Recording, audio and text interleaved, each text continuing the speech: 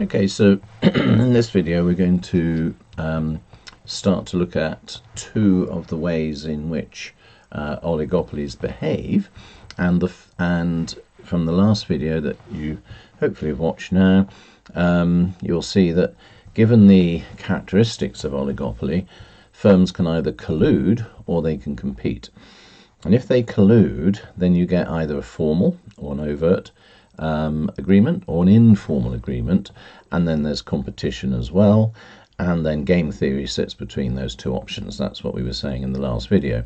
So in this video we're just going to look at this whole thing of collusion and how that works, and then really ask ourselves whether it's rational and whether it's beneficial in the end to firms, consumers, and even on the efficiency front. So this, for example, is quite a nice, I hope, mind map where you can see where we're going. We're going to look at formal collusion first, then we're going to look at informal collusion over here, and then we're going to look at the advantages and drawbacks of the whole thing on collusion.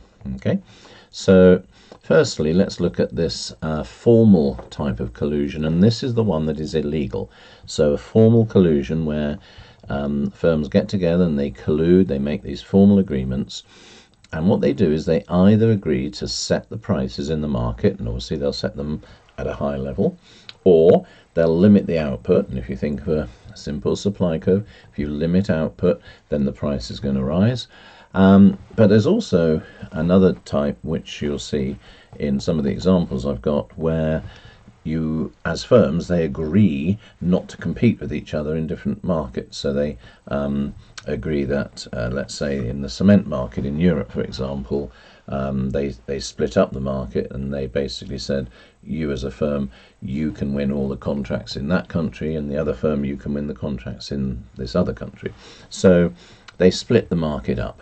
But the key thing that you must say if you're writing this as an essay is that the aim of this formal collusion is to maximize the joint profits, okay, of all the firms together. So collusive agreement, they agree to cooperate to reduce the competition, increase their profits. They form some sort of cartel, common price, output, or engage in other forms of collusion.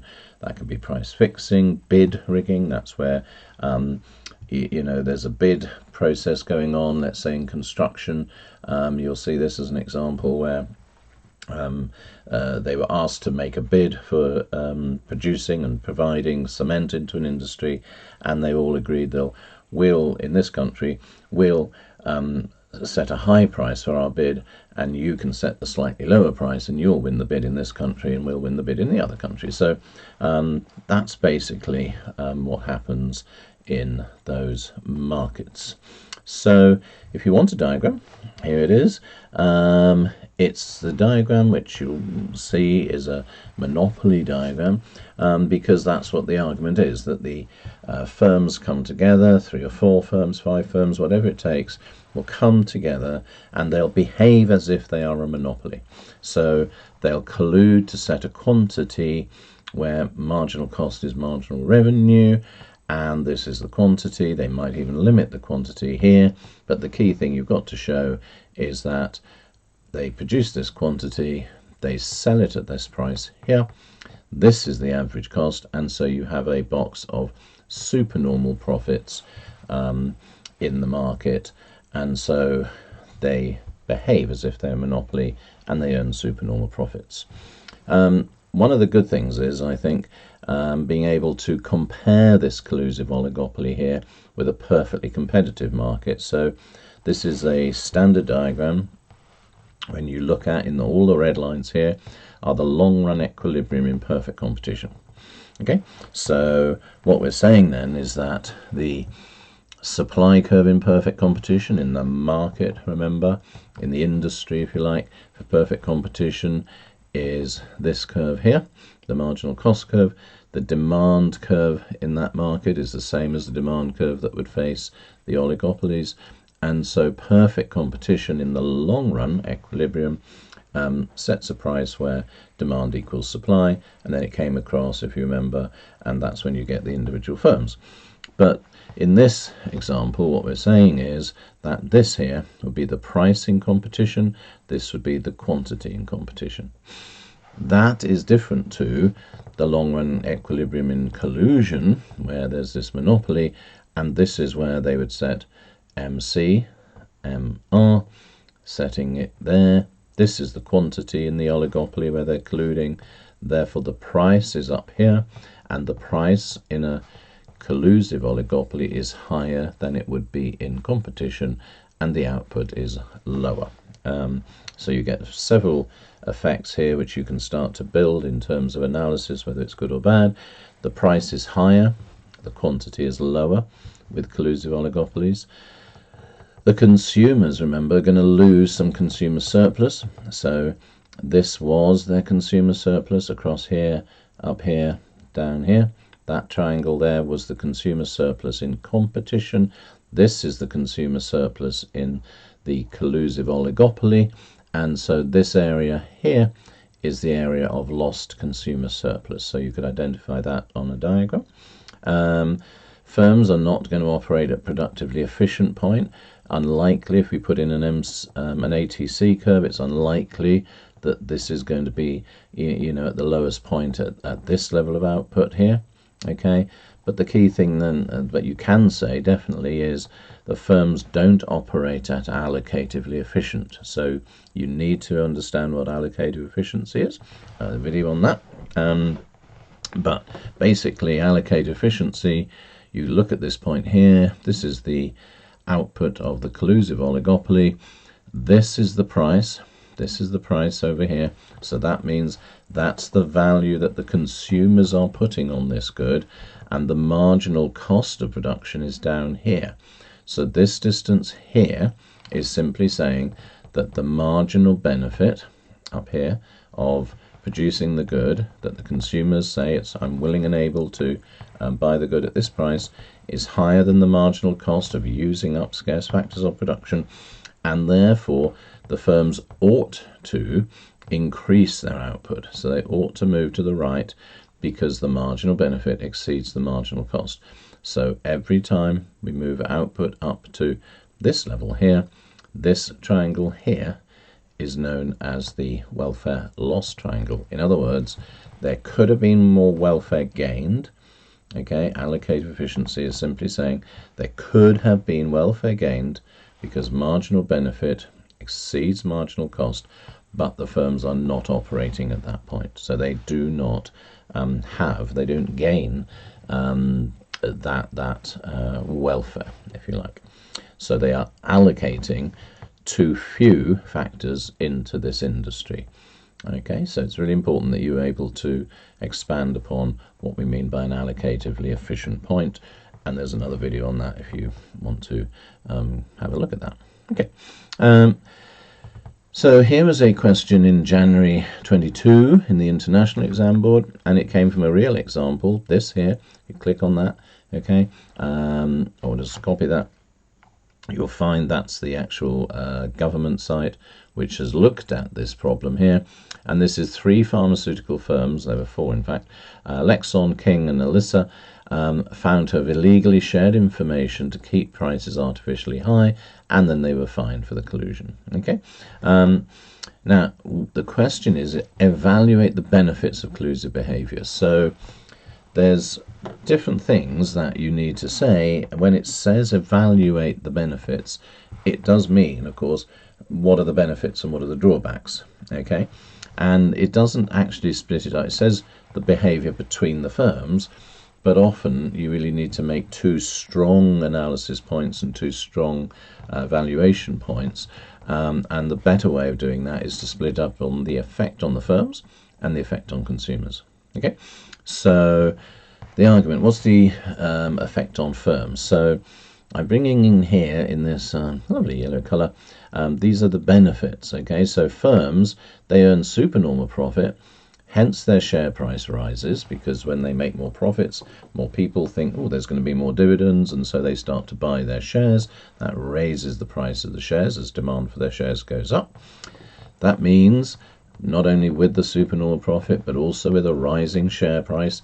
They can issue more shares, and that enables them to do some investment, and that leads to dynamic efficiency.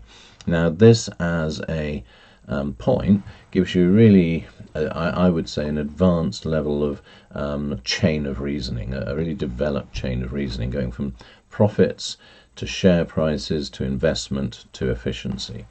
And that's what the examiner's looking for here. Okay. All right.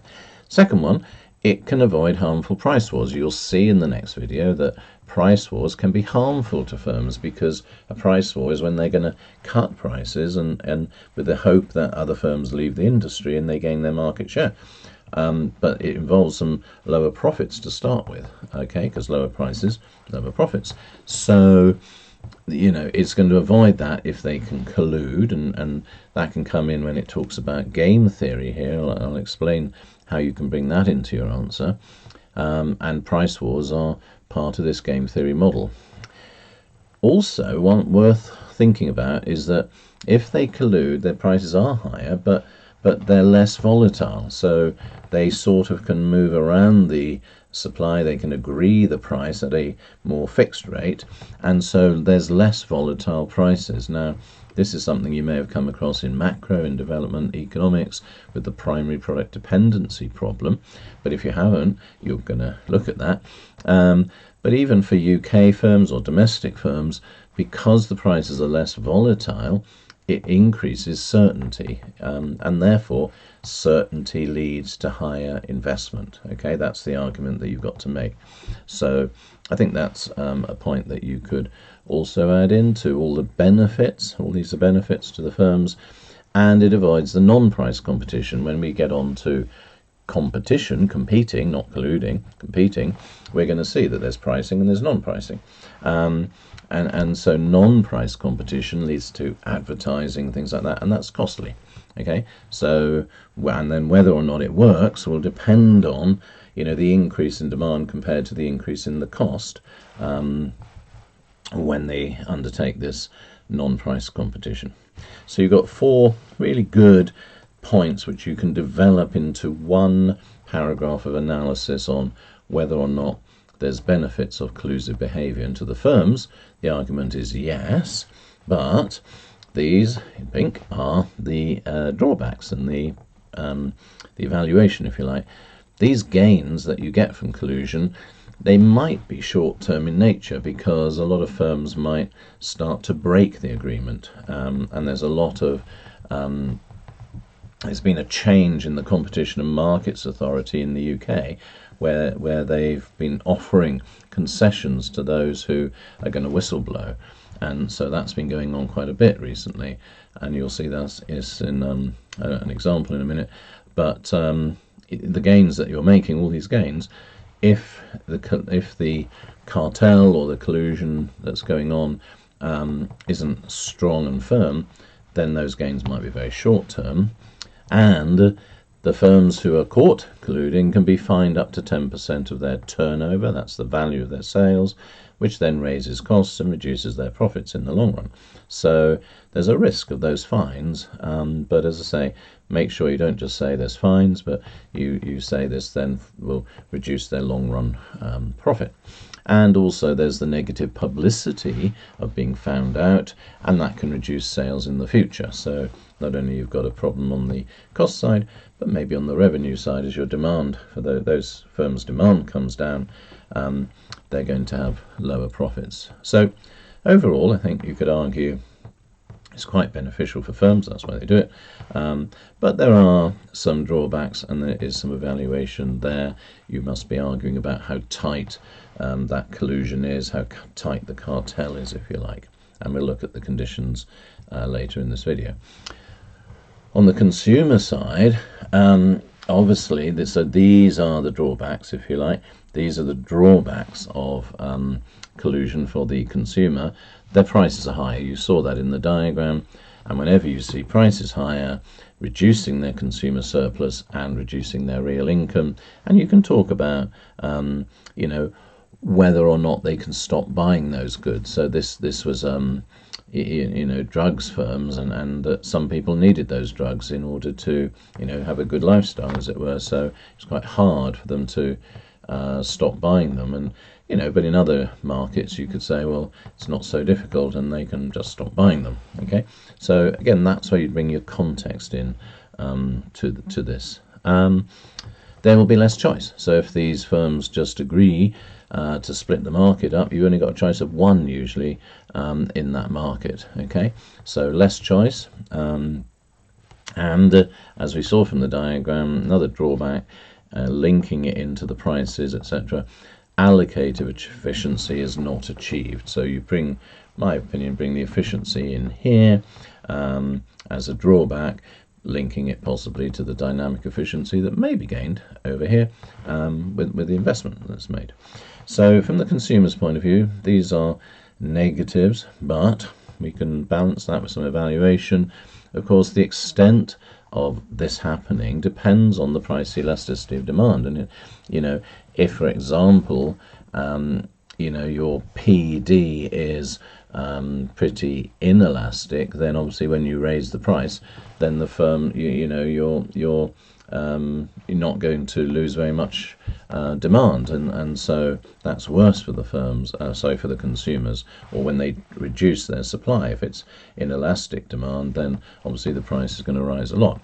It depends on the power of the other substitutes. So there may be firms that are not within that collusion, and it depends on how close they are as substitutes in that market. So that's something I think you could raise. But the big point, I would say, is that the increase in the R&D that we're expecting over here can actually lead to an improvement in the product in terms of quality, in terms of making it different, adding features to it.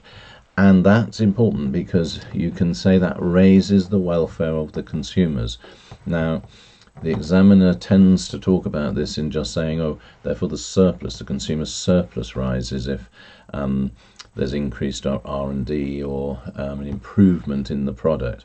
I think if you're going to use that, you can use welfare as the word. If you're going to use that idea of surplus, then you've got to explain that consumers are willing to pay a higher price for that good, and so they're getting a higher marginal benefit compared to the price they have to pay for the good. So that's something to think about.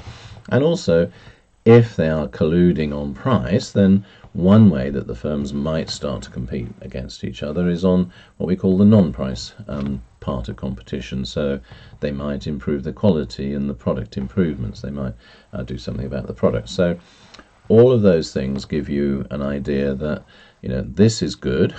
Okay, these are the drawbacks. These are drawbacks for consumers. But it might be good for consumers as well. So hopefully that gives you enough to write a good analysis and evaluation. Now, the question says, using simple game theory. So here, what I'd suggest, and there's a video on game theory that you need to watch if you don't understand game theory, is that you suggest collusion is going to benefit the firms as they collude. So in that game theory matrix that you draw up, you say that they start with a high price and the high price, and they collude at those higher prices rather than compete at the lower prices, and then therefore you say they act as a monopolist. And this bit then, that collusion doesn't hold, and firms can start to break that and start to bring to lower prices in the market. I think that could be used as an evaluation, but certainly if it says using a game theory model, you need a 2x2 model to achieve the highest marks. And as I say, in the international board, that's a 20 marker. In just the pure Excel UK board, this would be a 25 marker. And if it says here using a model and you don't use a model, they normally cap your analysis at level 3. So you can't get up to the level 4 unless you use some sort of game theory model or matrix. Okay. There's a lot of context in collusion, and again, if you look at this particular wakelet, this is my wakelet on Oligopoly, you'll see some examples on the airline industry in the US in 2023, 4 major airlines, 80% of the market, obviously in Oligopoly, and they were accused of colluding with each other because they limited the number of seats, so it's a limit to the quantity, keeping the prices high. You've got the big construction companies. This is a UK example, and they rigged the bids, okay, for the contracts. And in 2023, they were fined basically for fixing the price of building projects worth over £200 million. And as I say, up here in the wakelet, you can see an article which explains that. But there's other articles. There's the chocolate industry in Canada, there's e-books, a bit old, these ones. European truck companies, they were price fixing, and this is an older one still, it's 2016, I think, where the online sales of glasses were accused of price fixing as well. So lots of context that you get to, but I just wanted to go through this one, which has been a more recent one, and this is the colluding the drugs firms. And it's costing the NHS, and this is where I say, if you write in the context and you say that this is these companies here, and I'll explain what happens, but they drove the price paid for these drugs up by nearly 700%. Okay, so that's quite a lot if you think about it, and this is something that, this was an anti-nausea drug, but it's something that you can't then switch to something else, and so we'll get it from somewhere else. So this is quite important, I would suggest. It raised the cost of this drug here, I'm not going to even try to pronounce it, from £6.50 to £51, because the suppliers agreed not to compete. That's the key here, they don't compete. And so you've got these, this is the Pharma, Alliance Pharma, but it's just prescribed to cancer patients undergoing chemotherapy, and so this is an important one that would suggest that it's not necessarily a good thing.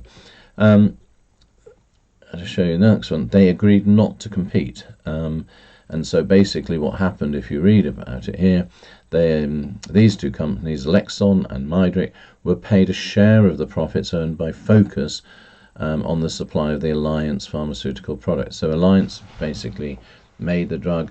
These two companies said, we're not going to compete in the market, and by saying that, they got a little bit of fee, if you like, from agreeing not to compete. And says it here, Alliance supplied this drug to Focus, and then they shared a share of their profits, that is obviously collusion, and they were fined heavily for doing that. It's the second time one of those companies has actually been fined for that. Okay, but you can see these are some good links if you want to read a little bit more about that. Another question that can often come up is, so given the advantages and drawbacks of collusion, is it rational? And this came up in June 18. This again is an international board. 12 Japanese companies supplying car parts were accused of collusion. Is it rational to collude? So it's a slightly different take on the whole collusion thing, and this is the Marx scheme. And they say, well, yes, it is rational, because the interdependence, remember when we went through the characteristics, we said they're interdependent. They want to avoid price wars, so it's very rational to avoid price wars, because price wars can cost the company money. It's very rational because they protect their ability to gain these supernormal profits, and this is the diagram similar to the one I've shown you, which the exam will accept. The barriers enabled restriction of competition, so because they restricted competition, they're able to earn that supernormal profit.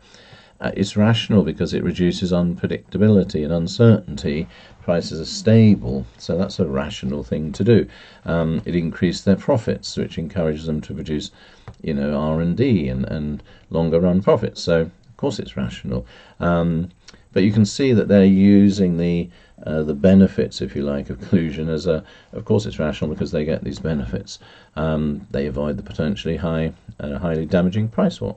And it may be impossible to prove it, so of course it's rational to if the authorities can't prove it.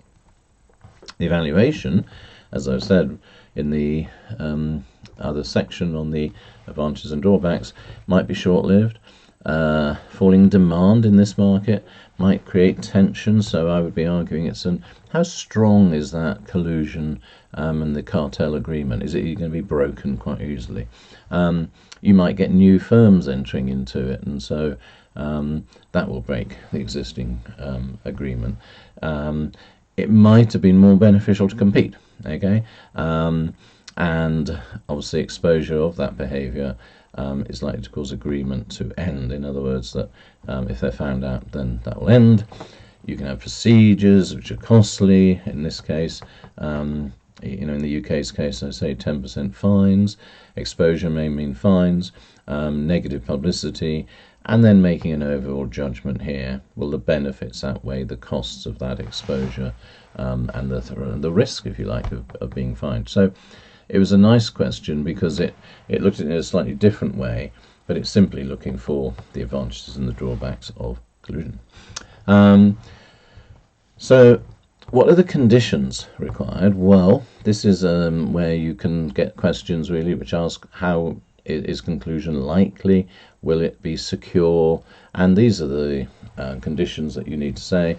There must be some sort of agreement. It's easier to keep that effective collusion if there's fewer firms. It's easier if there's barriers to entry, so that you've only got, say, 3 or 4 firms in the market and new firms can't come in and enter the market. You must be able to sort of monitor the output of the firms if you're doing an agreement on supply. It's easier if the market is stable and quite mature, that demand doesn't change a lot. Okay, that's another condition for that collusion to be effective.